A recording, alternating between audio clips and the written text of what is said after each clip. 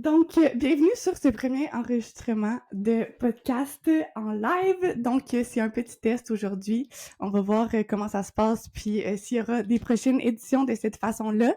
Je fais différents tests aussi avec mon podcast, puis j'essaie toujours de voir qu'est-ce que vous appréciez le plus. Est-ce que c'est les épisodes que je fais en solo, avec des invités, un mélange de tout ça. Puis là, on essaie pour la première fois une version où je réponds à vos questions. Donc, je reçois assez régulièrement, en tout cas de plus en plus, des questions en message privé. Puis malheureusement, je peux pas vraiment y répondre en message privé. Premièrement parce que ça me prendrait beaucoup de temps, et deuxièmement parce que ça se rapprocherait beaucoup de l'intervention individuelle, ce que je peux pas faire dans un contexte comme ça non plus. Puis j'ai pas assez d'informations vraiment pour bien conseiller la personne, puis c'est difficile aussi en message d'être assez nuancé dans les propos qu'on donne pour ne pas nuire, mais que ça puisse vraiment aider la personne. Donc, c'est une des raisons pourquoi j'ai envie de l'essayer comme ça, en direct, en fait, pour être capable de vive voix de répondre à ces questions-là, puis donner plus de nuances, d'amener plus de nuances dans mes propos, entre autres. Puis, j'espère que certains conseils vont vous aider, mais tu sais, je tiens toujours à mentionner en début d'épisode ou pour peu importe le contenu que je partage sur mes réseaux sociaux que ça remplace jamais un avis professionnel, une intervention sexologique personnalisée, par exemple. Donc, c'est sûr que moi, je donne le plus d'informations que je peux par rapport au peu que je connais de la situation. Donc, si vous voulez vraiment un avis professionnel, je vous invite à aller voir une sexologue, à aller voir un médecin, à aller voir un professionnel de la santé en fonction de votre situation. Puis c'est sûr qu'en répondant, par exemple, à ce que vous m'avez partagé, généralement, je vais vous, si je sens qu'il y a un besoin peut-être, ou pour approfondir, je vais vous recommander des professionnels où vous pourriez aller pour avoir des réponses à vos questions un petit peu plus adaptées. Mais on va quand même essayer ce format-là aujourd'hui parce que je sais que quand vient le temps de parler de sexualité, de santé sexuelle, on reste avec beaucoup de questions sans réponse, puis c'est difficile d'avoir des vraies réponses. En fait, il y a beaucoup d'informations, que ça soit sur les réseaux sociaux ou ailleurs. Quand on va chercher nos réponses sur Google ou ChatGPT, c'est pas toujours les meilleures les meilleures réponses ou les meilleurs résultats qu'on va avoir. Donc, je vais faire du mieux que je peux avec mes connaissances.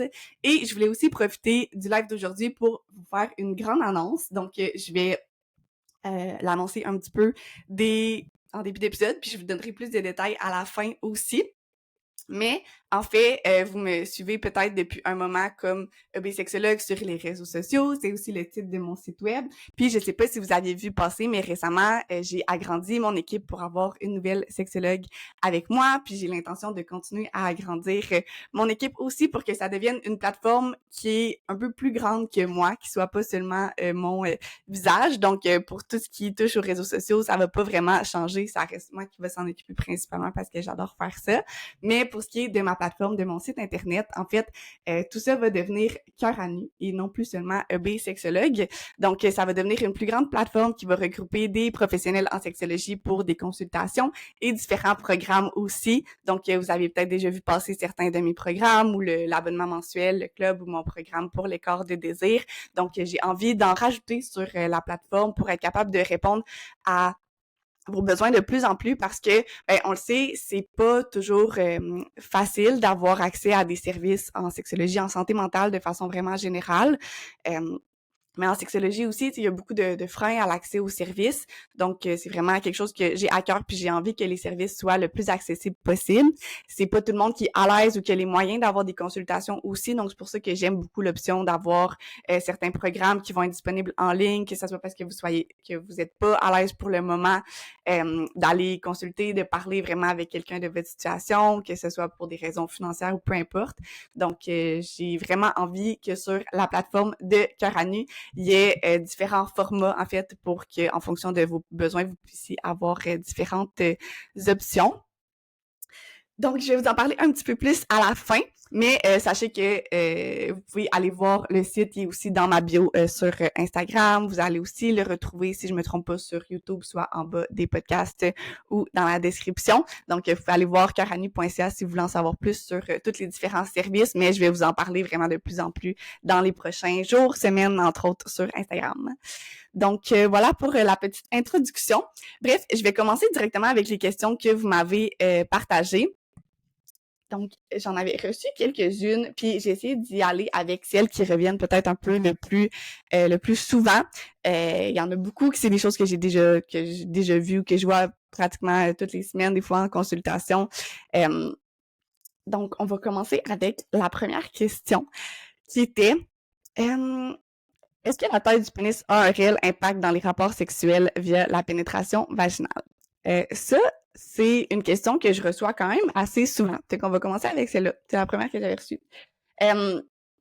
Puis, c'est un, un enjeu ou une préoccupation qui est présent chez beaucoup de personnes, en fait, puis qui amène souvent des enjeux au niveau, par exemple, de l'anxiété de performance. Ça peut venir affecter la réponse sexuelle parce que si ça cause du stress, de l'anxiété, des doutes, des insécurités, ben souvent ça va se refléter aussi dans les relations sexuelles, puis ça peut venir jouer sur la réponse sexuelle, si ça amène des émotions qui sont un petit peu plus désagréables ou si ça amène du stress, ben souvent on va le voir par exemple au niveau de l'érection, au niveau de l'éjaculation, que ça peut avoir des impacts, au niveau des sensations puis du plaisir aussi qu'on peut ressentir. C'est sûr que quand on a des pensées comme ça qui jouent beaucoup dans notre tête par rapport à notre corps, puis tu sais là on parle par rapport à la taille des organes génitaux, mais ça peut être pas mal n'importe quel enjeu qui entoure l'image corporelle, je dirais.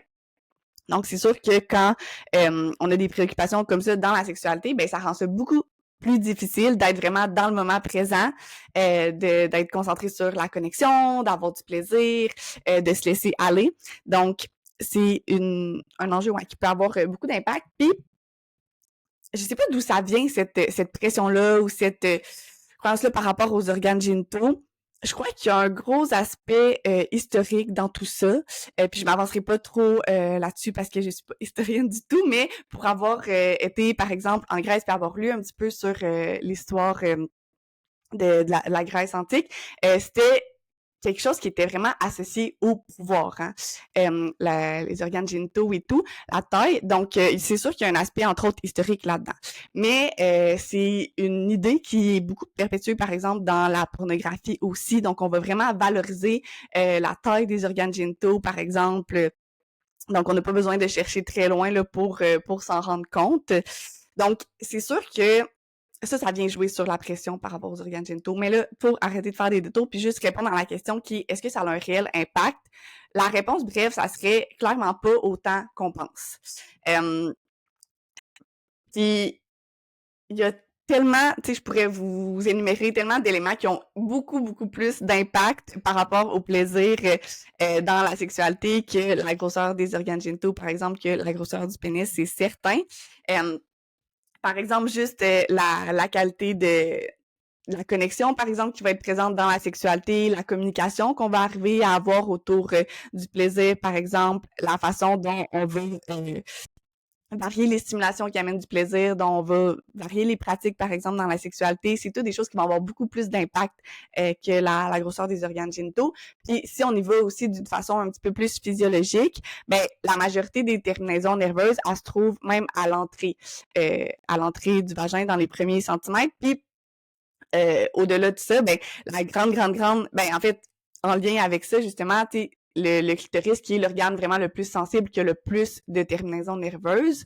Si on parle, tu sais, encore une fois, là, de relations hétérosexuelles, par exemple, ben il se trouve autour des parois du vagin, mais pas très loin. Là. Il se trouve vraiment comme à quelques centimètres de l'entrée du vagin, les contours. Puis les contours du clitoris, là, j'en avais un petit qu'on m'a donné d'ailleurs, mais je l'ai pas proche de moi. J'aurais bien aimé vous montrer, mais vous pouvez aller googler à quoi ça ressemble un clitoris. Il y a la partie qui va être externe, donc déjà, dans l'organe qui va être le plus sensible, une partie est externe. Donc, la sensibilité vient principalement de là, même dans la pénétration. Puis sinon, ben, les parties autour du dans le fond, les autres parties du clitoris qui vont être à l'interne vont être assez rapprochées de l'entrée du vagin, donc pas très profond. Donc, non, il n'y a pas tant d'impact que ça par rapport à la grosseur, par exemple, du pénis. Ça va être vraiment une question de préférence personnelle, mais comme je disais, il y a tellement d'autres éléments qui peuvent venir déterminer si une relation va être agréable ou non.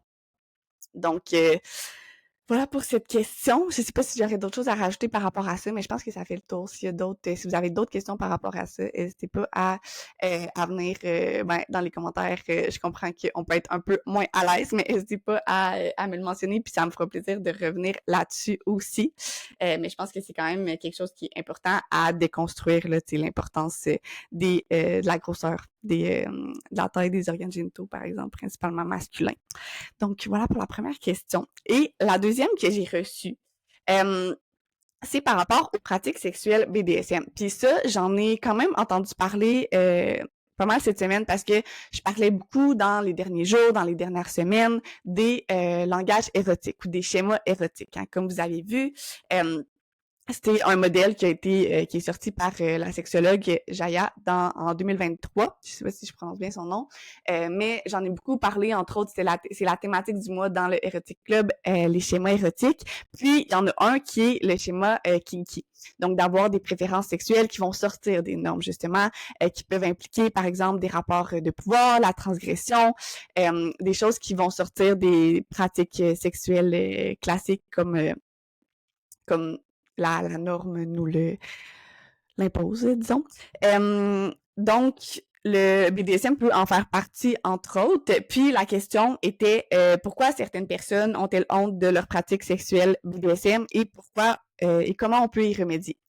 Donc, pourquoi la honte qui entoure ça? Ben, en fait, je dirais que en, dans ce qui entoure la sexualité, pas mal tout ce qui sort de la norme a tendance à amener de la honte, hein. Parce qu'on peut sentir que, par exemple, peut-être qu'on n'est pas adéquat, peut-être que on n'est pas normal, avoir l'impression que c'est ça, nos pratiques sexuelles sont pas normales, puis qu'il y a quelque chose qui est pas correct avec ça. Fait que ça vient beaucoup de cette norme-là, tu sais, qu'on s'est fait imposé. Il y a vraiment un modèle qui est montré de la sexualité, un modèle normatif, en fait, des schémas qu'on va reproduire, que peut-être qu'on s'est fait dire que c'était comme ça que ça devait se passer, peut-être que ça a été basé sur les premières expériences qu'on a eues avec des partenaires, peut-être que c'est des choses qu'on a vues dans la pornographie, ça vient de plein d'endroits, mais il y a clairement une norme de comment est-ce que la sexualité devrait se passer, puis ça peut faire en sorte que, ben, quand on sort un petit peu de ce cadre-là, ben, il peut avoir de la honte, de la gêne, on peut avoir de la difficulté à comprendre un petit peu pourquoi nos préférences sont différentes, puis avoir de la difficulté à accepter tout ça. Mais c'est quelque chose qui peut se travailler, l'acceptation de tout ça. Il y a différentes façons, en fait, de surpasser la honte ou toutes les émotions un peu plus désagréables qui peuvent entourer des préférences sexuelles. Je pense que la première chose, c'est de se rappeler que ben chaque personne est différente. T'sais. Oui, on s'est fait imposer un peu un modèle de comment ça devrait se passer dans la sexualité, mais peu importe c'est quoi tes préférences, tant que ça reste dans le cadre là, de ce qui est légal, si on peut dire, puis ce qui est consentant, ben c'est tout à fait correct d'avoir des préférences qui sont différentes. C'est tout à fait valide. Puis il existe toutes sortes de personnes sur la Terre, fait que certainement que peut-être que c'est plus difficile de trouver des partenaires qui correspondent à ce que tu recherches, mais il y en existe parce qu'il y a vraiment tous les goûts qui sont présents au niveau de la sexualité. Puis, ben justement, au niveau du BDSM, je pense que des fois, peut-être l'image qu'on s'en fait est un peu pas nécessairement représentative de la réalité de ce que c'est le BDSM. Ça peut être un peu caricaturé dans certains contextes. C'est un peu mal compris. Donc, je pense que déjà ça peut contribuer à la honte, le fait qu'on comprenne pas souvent c'est quoi réellement le BDSM, puis que c'est dans la grande majorité du temps, dans les communautés, c'est quelque chose qui est très encadré, où le consentement a une place vraiment importante, en fait. Puis ça, je pense que c'est important de le rappeler, parce que c'est un des éléments, peut-être le fait que ça soit mal compris, qui contribue au fait que il y a beaucoup de honte, disons, qui peut entourer ça. Donc, parmi les choses qui peuvent aider, ben déjà, d'en, d'en parler ou de trouver une communauté qui nous correspond ou qui ont des préférences, par exemple, qui vont être un petit peu plus plus alignés avec les nôtres, ça peut aider, hein, d'avoir des personnes en qui on peut se reconnaître ou de voir que, ben, on n'est pas tout seul à vivre cette situation-là. Déjà, c'est vraiment des choses qui peuvent aider à surpasser la honte, par exemple, par rapport à des préférences sexuelles. Fait que d'essayer d'aller trouver, que ça soit dans des forums, dans des blogs ou réellement, par exemple, dans des donjons de BDSM, des personnes qui partagent nos préférences. C'est vraiment des choses qui peuvent aider. Sinon, ben, d'en parler à des professionnels aussi, tu sais, par exemple, en parler à des sexologues ou autres qui peuvent nous aider à faire un travail par rapport à l'acceptation de soi là-dessus. Ça, c'est sûr que c'est toutes des choses qui peuvent aider.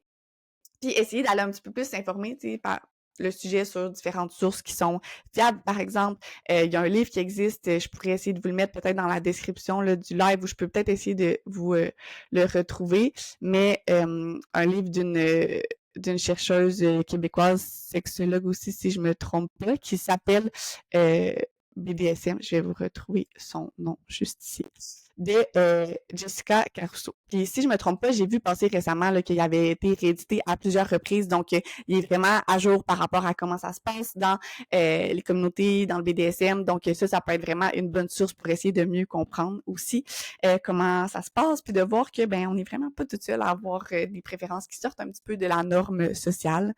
Donc c'est un travail qui peut se faire aussi, qui peut prendre du temps, mais il y a plein de façons, que ça soit dans un contexte comme un petit peu plus officiel de consultation, de thérapie, ou que ça soit par soi-même en allant s'informer ou en allant partager avec différentes personnes, en allant se créer un petit peu un réseau, une communauté qui ont des préférences similaires à nous. Ben c'est toutes des façons qu'on peut venir déconstruire les jugements internes qu'on a pas nécessairement choisis, mais desquels on a hérité par rapport à comment la sexualité devrait se passer. Donc, ça ressemble à ça pour cette question-là. Puis, tu sais, ça vaut pour tellement d'autres pratiques aussi, tellement d'autres préférences que le BDSM. Donc, je pense que c'est vraiment important. C'est un travail qu'on peut faire d'arriver à accepter soi-même nos préférences sexuelles. Puis, un élément que je trouve vraiment important de préciser par rapport à ça, c'est que ce qui est difficile avec plusieurs fantasmes ou préférences sexuelles, c'est que souvent, on fait pas nécessairement la différence entre un fantasme puis la réalité. Puis là, c'est un peu délicat ce que je vais nommer, mais tu sais, si on prend par exemple un fantasme qui est hyper tabou, mais pourtant hyper répandu, le fantasme d'une agression sexuelle, ben c'est pas, tu sais, le fantasme, en fait, le but des fantasmes, c'est de pouvoir explorer, de pouvoir aller quelque part dans son imagination qui est au-delà des limites de la réalité. Ça veut pas dire, puis il y a plein d'éléments là, qui peuvent expliquer pourquoi on érotise ça. En effet, là, c'est certain que ça peut venir de tellement d'aspects, mais des fois, pour certaines personnes, ben, c'est une façon de reprendre le pouvoir dans leur sexualité. Donc, ça veut pas dire, par exemple, qu'une personne aurait un fantasme d'agression, qu'elle a envie, ça veut aucunement dire que c'est une envie de le vivre dans la réalité. C'est vraiment un fantasme, puis un fantasme, ça fait partie de l'imaginaire, de l'imagination. Ça veut pas dire qu'on a envie de le reproduire dans la vraie vie. Ça peut vouloir dire que les personnes ont envie de le reproduire sous forme de scénario, de jeu de rôle, mais dans le cadre d'un jeu de rôle, on veut érotiser le scénario, le jeu de rôle aussi. Dans ce contexte-là, il va y avoir un consentement qui va être présent.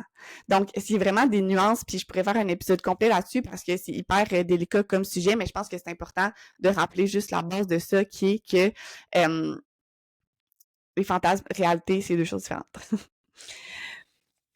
Puis, que justement, ça a bien, tu sais, ça peut avoir plein de bienfaits de développer ses fantasmes, de développer son imaginaire érotique, parce que justement, ça nous permet de dépasser les limites qui nous sont imposées dans la vie réelle aussi. Donc, ça fait le tour pour cette question. Maintenant, la troisième, je sais pas, ça fait combien de temps qu'on est en live? Ah, ça fait déjà 20 minutes. Donc, je vais y aller avec... bon, je vais y aller un petit peu plus rapidement avec les trois autres questions que j'avais. Une autre question que j'ai ici, c'est comment on fait pour motiver son partenaire à être plus proactif ou créatif? Donc, ça, c'est quelque chose que je vois vraiment souvent dans les consultations de couple, de comment, quand une personne a envie que la sexualité soit différente, de plus de satisfaction, de plus de plaisir, d'explorer d'autres choses, puis que l'autre personne a peut-être moins envie. Donc, comment on fait pour motiver l'autre personne?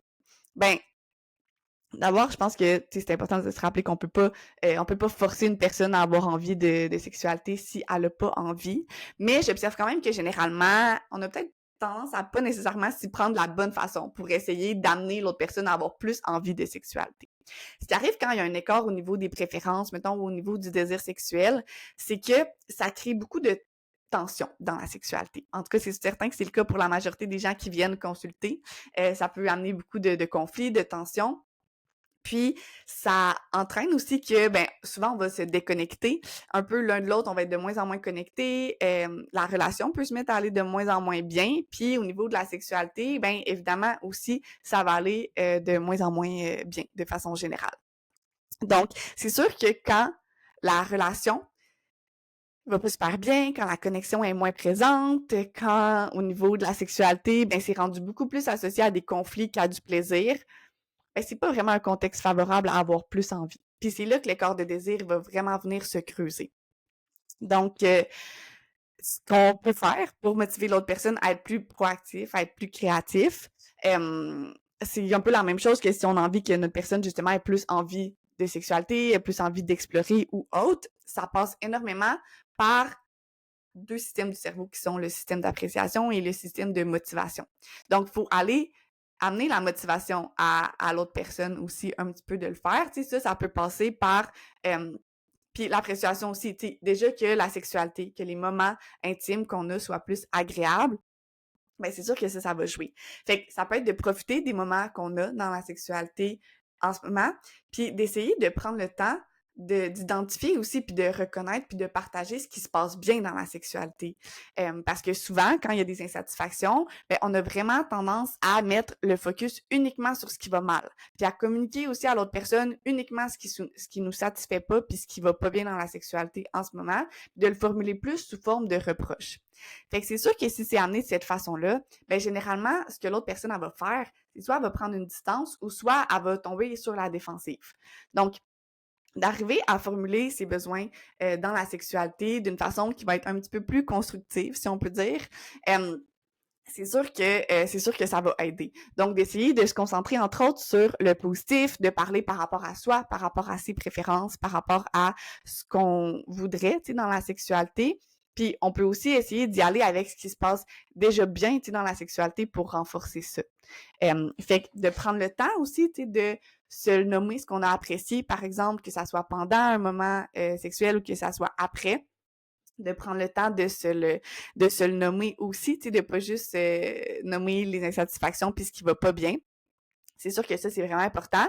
Puis essayer aussi peut-être d'y aller plus dans un objectif de co-construire ensemble, tu sais, ce qu'on veut pour la sexualité. Donc, pas juste de comme moi, je veux ça, je m'attends à ce que tu répondes à mes besoins, mais vraiment d'amener des idées communes. Fait que, tu sais, ça peut se faire avec des exercices ou des jeux un peu en couple, que ça soit des jeux de questions, des petits questionnaires qui vont nous amener à amener la communication par rapport à nos préférences ou ce qu'on a envie d'essayer mutuellement. Ça, c'est sûr que ça peut aider. C'est vraiment le genre de choses aussi qui va être présent, tu sais, que je voulais emmener avec le Erotic Club, qui est mon abonnement mensuel aussi, que vous pouvez trouver dans la description de mes podcasts sur YouTube, que vous pouvez aussi trouver facilement dans ma bio Instagram. Donc, dans le Erotic Club, ce que je voulais, c'était vraiment de vous partager de façon le plus accessible possible des outils qui vous permettent de faciliter la communication au niveau de la sexualité. Fait que d'amener ces sujets-là, puis de briser aussi un petit peu la routine, que ça soit plus facile d'avoir la motivation de faire de la place à la sexualité. Parce que c'est vraiment prouvé quand on essaie d'aller voir c'est quoi qui font différent les couples qui sont épanouis sexuellement, ben une des choses qui ressort, c'est qu'ils arrivent à mettre la sexualité en priorité. Mais ça, c'est sûr que dans le quotidien, c'est extrêmement difficile à faire de prioriser la sexualité. Fait que d'avoir un espace comme ça, comme le club, où ben on peut avoir des exercices régulièrement, avoir des capsules, avoir des ateliers, ben ça permet que c'est plus facile de faire la place à la sexualité aussi. C'est plus facile quand on a des outils de communiquer ses préférences, de parler de sexualité. Donc ça, c'était vraiment un des objectifs de cet espace-là.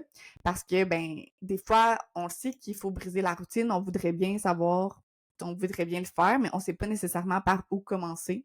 Fait que d'essayer de l'amener, tu sais, avec des petits jeux ou avec en écoutant un podcast ensemble, par exemple, pour initier la conversation, ben c'est sûr que ça peut être des belles façons d'amener tout ça, tu sais. Fait que d'essayer de créer un espace où les deux, on est à l'aise de partager nos préférences, en fait, puis que c'est pas juste une personne qui dit, ben, moi, voici mes besoins, j'aimerais que la sexualité corresponde à ça, puis j'aimerais que tu y répondes, mais plutôt un espace où les deux, on dit, OK, là, peut-être qu'on est un peu dans un creux au niveau de la sexualité, moi, voici ce que j'aimerais que soit différent, toi, qu'est-ce que tu aimerais que soit différent, puis où est-ce qu'on peut se retrouver à travers dans ce juste milieu-là, en fait, puis c'est vraiment ça qui est le plus important.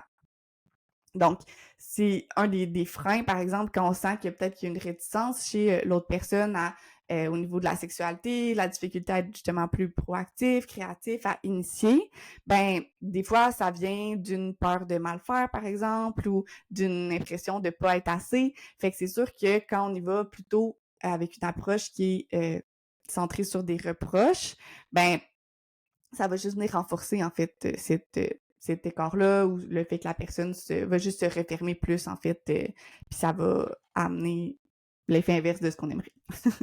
Fait que ça, c'est à garder en tête. Puis, une autre...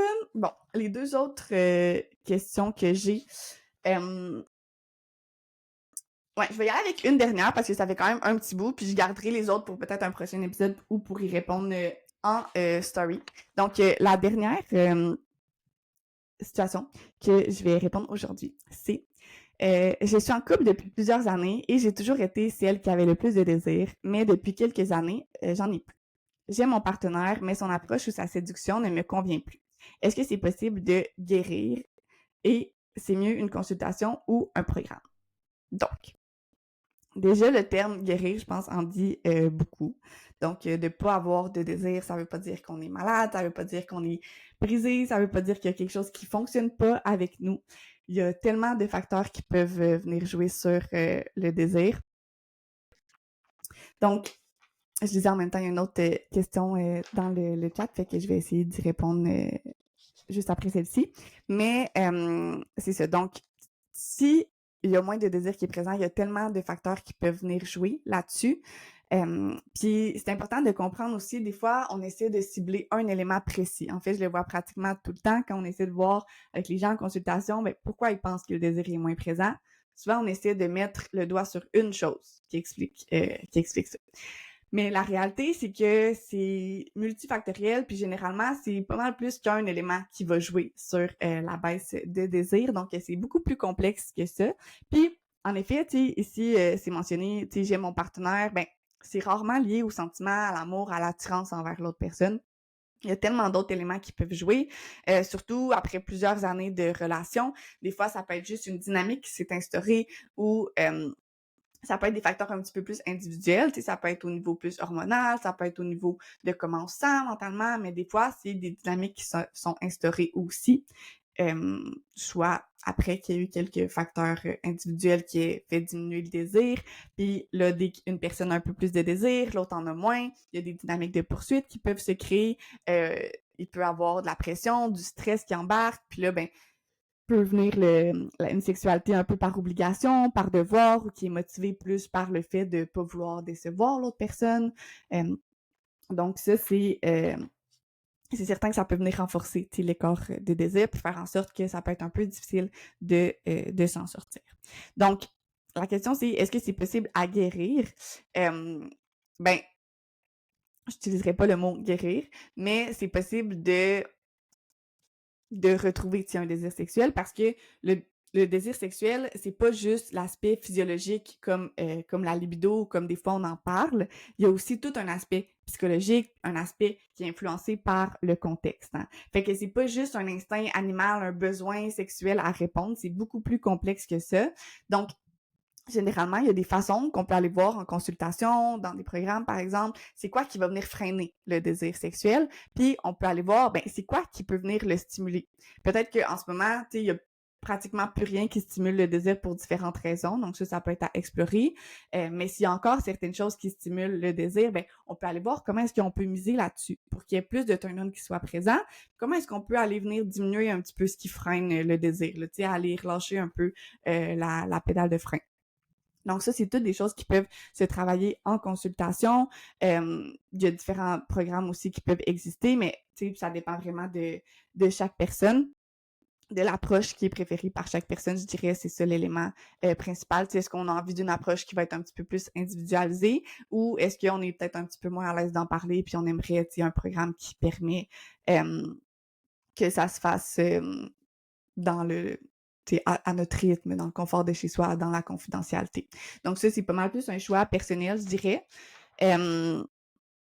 S'il y a des questions par rapport à ça, par rapport à qu'est-ce qui pourrait être plus adéquat entre un programme ou une consultation, vous pouvez venir m'écrire, vous pouvez m'envoyer un courriel, ça me fait vraiment plaisir d'essayer de vous poser les bonnes questions pour que vous puissiez prendre une décision plus éclairée. Je ne vais pas décider à votre place aucunement, mais je peux répondre à vos questions là, si vous avez de la difficulté à voir qu'est-ce qui pourrait être plus adapté à votre situation. C'est sûr que la différence avec une consultation, avec une sexologue, c'est qu'on va vraiment prendre le temps de faire une évaluation sexologique. Fait qu'on va aller regarder vraiment tous les facteurs qui peuvent jouer sur le désir sexuel, puis on va faire un plan d'intervention qui va être vraiment personnalisé à la personne. Donc, c'est différent d'un programme qui va être un petit peu tout fait, où là, on va vraiment devoir faire ce travail-là par nous-mêmes. Il va y avoir un plus gros travail, disons, comme d'introspection pour se poser les questions de qu'est-ce qui est vraiment adapté à notre situation, qu'est-ce qui s'applique vraiment à moi, puis certainement, il va y avoir certaines choses qui s'appliquent moins à notre situation.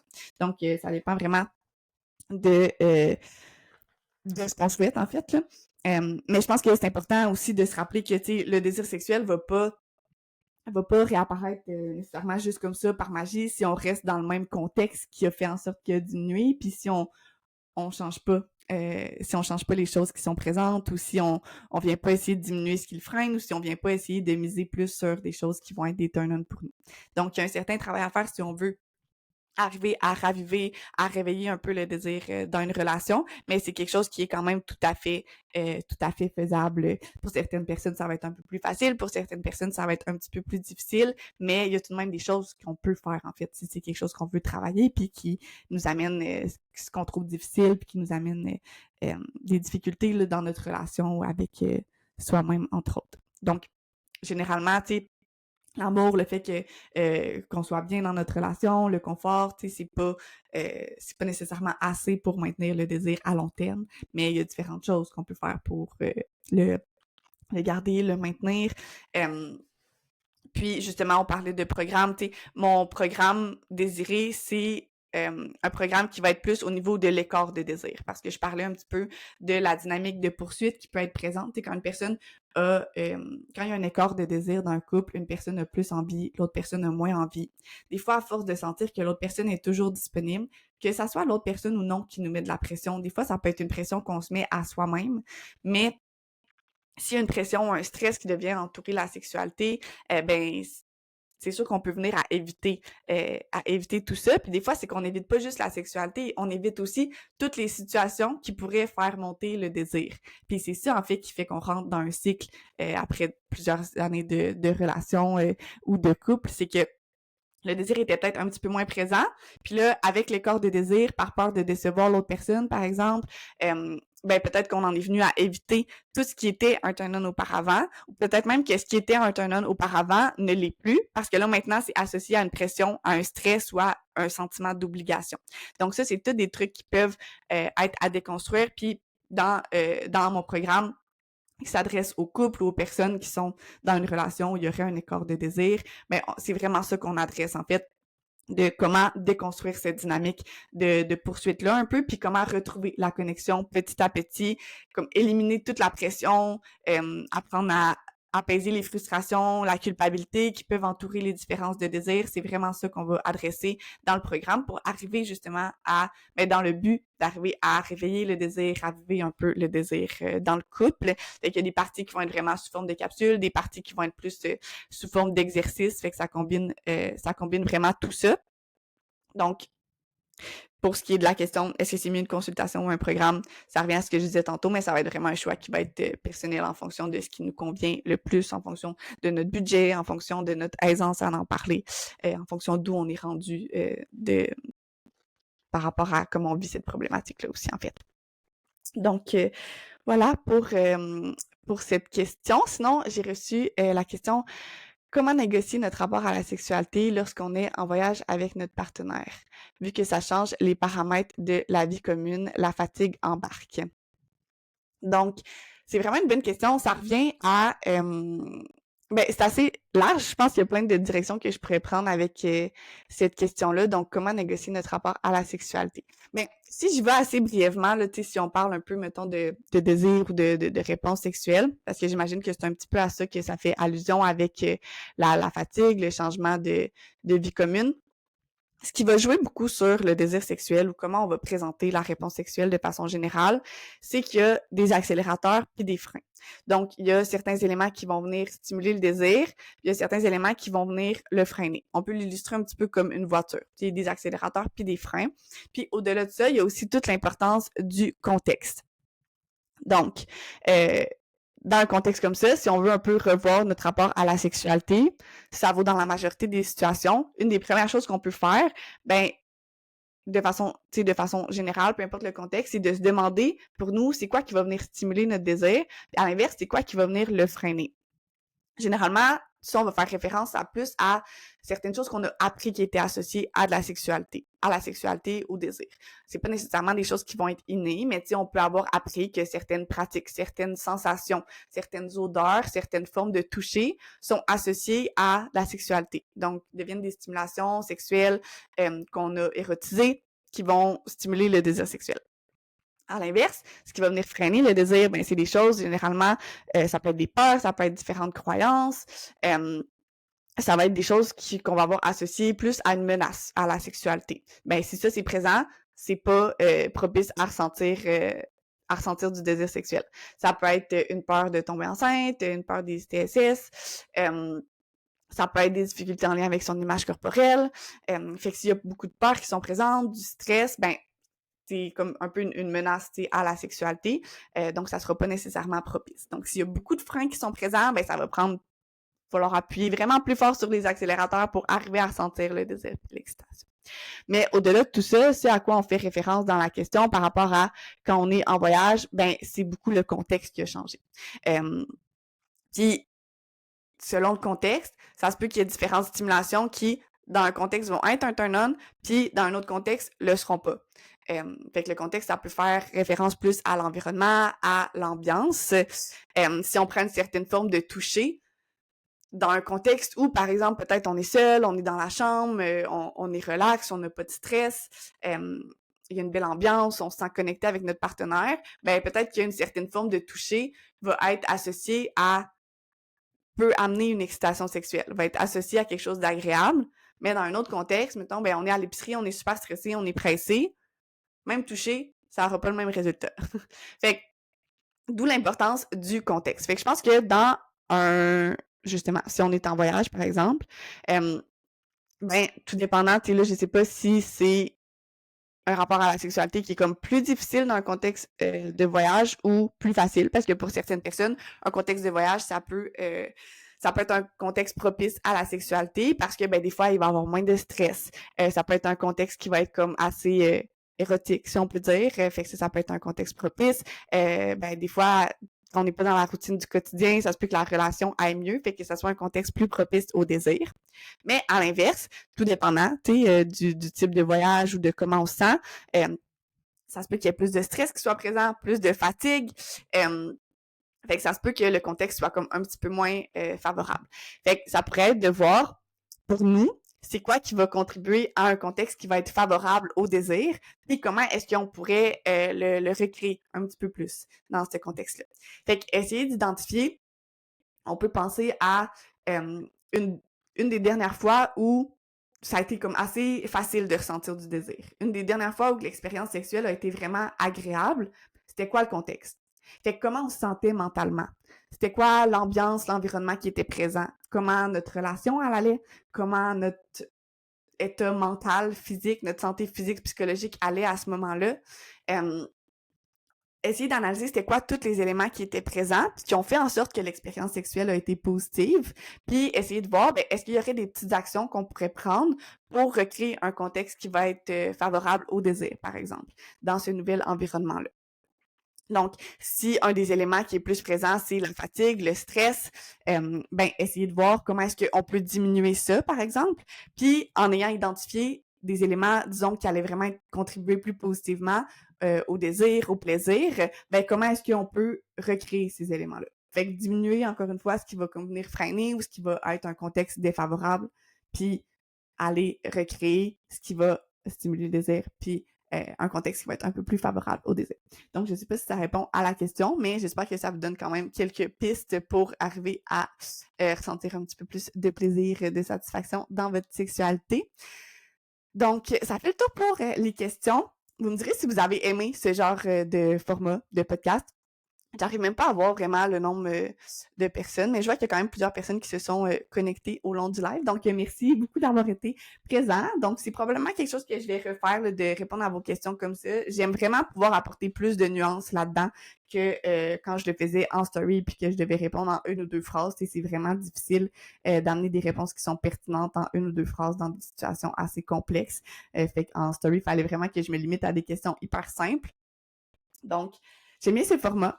Puis sinon, je voulais justement profiter de cet épisode-là pour vous parler de ma nouvelle plateforme Cœur à nu et vous dire aussi que le nom de mon Instagram va changer pour Cœur à nu. Vous allez voir les changements qui vont se faire au fur et à mesure un peu au niveau des adresses courriels, de Instagram, pour que ce soit vraiment la plateforme Cœur à nu maintenant et plus EB Sexologue. Mais sur les réseaux sociaux, ça va rester moi qui va être en charge du Instagram. Donc, vous allez continuer à voir mon visage pratiquement tous les jours dans votre écran, ça c'est certain. Mais la plateforme Cœur à nu va continuer d'inclure le podcast, l'abonnement mensuel. Il y a plein de nouveaux programmes en ligne qui vont s'en venir dans les prochains mois. La plateforme va continuer de s'agrandir pour avoir des sexologues qui offrent des consultations individuelles. Personnellement, moi, je vais en offrir de moins en moins. Je prendrai plus beaucoup de nouveaux clients. C'est une partie que j'ai vraiment envie de déléguer à d'autres sexologues pour me concentrer plus sur la création de la plateforme, la création de contenu, la création de programmes parce que j'adore faire ça. J'adore faire des consultations individuelles aussi, mais ça prend beaucoup, beaucoup de temps. Et j'ai d'excellentes personnes dans mon équipe, notamment Maud qui vient de rejoindre mon équipe qui adore faire ça et qui va prendre un petit peu la relève à ce niveau-là. Donc, si vous voulez une consultation, je me faisais souvent demander pour des disponibilités en soirée. Je me suis aussi beaucoup fait demander pour des consultations en France et j'ai procrastiné un peu les démarches à ce niveau-là. J'avais l'impression que c'était compliqué. Mais finalement, ça a l'air que ce n'est pas tant que ça. Donc, fort probablement que dans les prochaines semaines, on va commencer à offrir des consultations aux personnes qui sont en France aussi, parce que je sais que plus de la moitié des gens qui me suivent ici sur les réseaux ne sont pas au Québec, mais sont en France ou ailleurs. C'est des vérifications qui sont à faire aussi selon les différents pays, là, donc je sais qu'il y a des personnes qui sont en Belgique aussi ou ailleurs. Je vais devoir faire les recherches individuellement pour chaque endroit, mais je vais vous tenir au courant en story de comment ça va évoluer tout ça prochainement. Tous les autres services, tout ce qui est des programmes en ligne, de mon abonnement mensuel, tout ça, c'est accessible peu importe où que vous soyez dans le monde. C'est vraiment plus au niveau du titre de sexologue que c'est réglementé, donc au niveau des consultations. Donc, si vous avez envie d'une consultation vraiment plus individuelle ou en couple, Maud a des disponibilités. La sexologue qui vient de rejoindre ma plateforme, elle a des disponibilités en soirée, elle a des disponibilités en journée aussi assez rapidement et prend des mandats IVAC si jamais c'est votre situation. Donc, si vous avez des questions, n'hésitez pas à venir m'écrire en message privé et sinon, vous avez accès aux différents liens dans ma bio sur Instagram et je vais mettre ça aussi dans le bas sur YouTube ou sur Spotify, peu importe où vous écoutez cet épisode. Donc, n'hésitez pas à venir me partager vos commentaires aussi. Puis, si vous avez envie d'un espace où je réponds à vos questions, en fait, en tout temps, sans délai, Dans mon abonnement mensuel du club, il y a vraiment une section où on a un forum de discussion où vous pouvez venir me poser vos questions, où je peux y répondre, que ça soit par écrit ou en message vocal. C'est toujours dans un objectif éducatif, là. C'est pas de l'intervention individuelle, ça remplace pas de la thérapie, mais vous pouvez obtenir certaines réponses à vos questions, venir échanger entre vous aussi. C'est possible de le faire de façon anonyme, là, en mettant un pseudo qui respecte la confidentialité pour vous. Donc, le club, l'Érotique Club, c'est un espace où, à chaque mois, je vous partage une nouvelle thématique avec des jeux pour briser la routine, pour arriver à plus prioriser la sexualité. En fait, on parlait tantôt là, de comment être plus proactif, comment faire plus de place à la sexualité dans notre vie. Ben, c'est un espace qui vise exactement ça, à maintenir le désir, que vous soyez célibataire ou après des années de relation. C'est pas toujours évident à faire. C'est facile de retomber dans la routine puis de mettre ça au second plan, de faire passer toutes les autres tâches avant la sexualité, que le stress du quotidien prenne vraiment le dessus. Donc, l'objectif du Erotic Club, c'était vraiment en réponse à un besoin que j'observe clairement toutes les semaines, pour ne pas dire à tous les jours en consultation, qui est de prioriser la sexualité, d'y faire une place, puis de maintenir le désir, justement. Donc, avec les jeux, avec les ateliers que vous avez à chaque mois, j'y vais vraiment avec les thèmes qui reviennent le plus. Donc, en ce moment, c'est les schémas érotiques. Donc, connaître son langage sexuel, sa personnalité érotique. Vous avez accès à un quiz, vous avez accès à des scénarios que vous pouvez explorer individuellement pour explorer votre sexualité. Vous avez aussi accès à des scénarios que vous pouvez explorer en couple, personnalisés en fonction de votre langage ou de votre schéma érotique. Et à chaque mois aussi, vous avez du contenu pour stimuler l'imaginaire érotique. Donc aujourd'hui, on parlait de l'importance de développer ses fantasmes, de développer son imagination. Mais c'est exactement l'objectif avec des nouvelles écrites par une autrice érotique et des audios aussi qui sont enregistrés en lien avec les nouvelles et les textes érotiques. En plus d'avoir l'espace justement où vous pouvez avoir des réponses à vos questions puis venir échanger. Et ce mois-ci, si vous écoutez en live surtout, là, il y a un concours actuellement dans le club pour avoir accès aux prochains mois, mais pour courir la chance de gagner en fait des prochains mois gratuits dans le club. Donc, si vous voulez nous rejoindre en ce moment, vous allez pouvoir participer puis je vais annoncer le gagnant lundi matin. Donc, tout ça se passe dans le club et pour le prochain mois, peu importe dans le mois de juin, si vous écoutez cet épisode, on va beaucoup déconstruire le mythe que le désir sexuel devrait être spontané, mais de comment garder la spontanéité tout en arrivant à prioriser la sexualité, puis faire de la place, puis se réserver des petits moments. Souvent, on a l'impression que ça peut gâcher la spontanéité. Je vais vous expliquer pourquoi c'est un mythe, pourquoi c'est faux et comment arriver à faire tout ça tout en gardant une sexualité qui est spontanée. Puis, je vais vous suggérer aussi plein d'idées de dates pour l'été. Donc, c'est un bon moment pour reconnecter. Souvent, le stress est moins présent. On a des vacances. Donc, comment ne pas se sentir overwhelmed par les vacances ou comment ne pas laisser le stress prendre toute la place, en fait, puis arriver à rester connecté en couple à travers tout ça. Donc, c'est un peu de ça dont on va parler dans le mois de juin dans le club. Donc, j'ai vraiment hâte de vous retrouver. Puis, n'hésitez pas à venir échanger avec moi en message privé. Ça va me faire vraiment plaisir de répondre à toutes vos questions sur mes services ou sur le changement, la redirection de la plateforme vers Cœur à Nu.